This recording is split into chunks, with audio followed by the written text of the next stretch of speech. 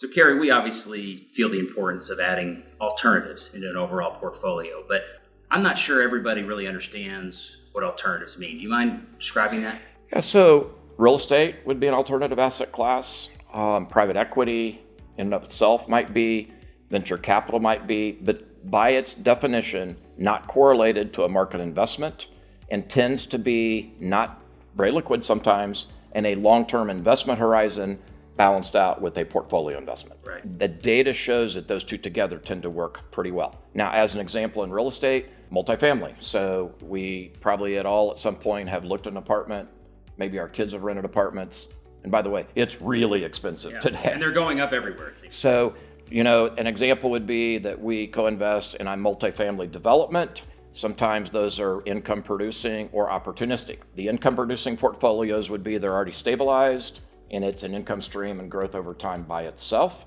Opportunistic would be you go in and you're doing CapEx like the development, buildings, units, and the idea being that rents tend to go up over time with that net improvement. We like both. There's a place for both of them, and we like to be able to offer those transactions when appropriate, but they've been harder to find with the interest rates and the environment today.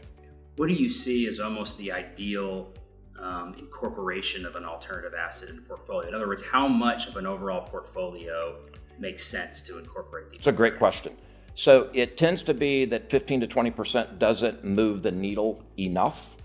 And I think when you get 35 to 40, it's too much. Yeah. So each situation's different, but I would say kind of that 25%, give or take, is probably the right balance because it's, yes, liquidity, but it's long-term growth trajectory and tax benefits and the other things allow both of those to work better together. How does somebody get into something like this? And it's very challenging to know where to go to look for good alternatives. Well, you and I could just go buy a fourplex.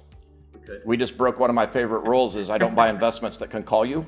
Yeah, I don't want them calling the water heater goes out, right? So most people want a professional manager. They want access to multiple transactions. They generally want to know what it looks like before they buy it. So to us, we believe that people have places they need to put it, and they want to have somebody helping them find those and look at a number of transactions. And no, not the fourplex. Yeah. Probably things where they're involving other people or co-investing with people that are professionals in the market. And how it fits into the overall strategy, their goals, their objectives, and working with a financial firm to help incorporate that versus somebody that is only selling that alternative, only selling that real estate.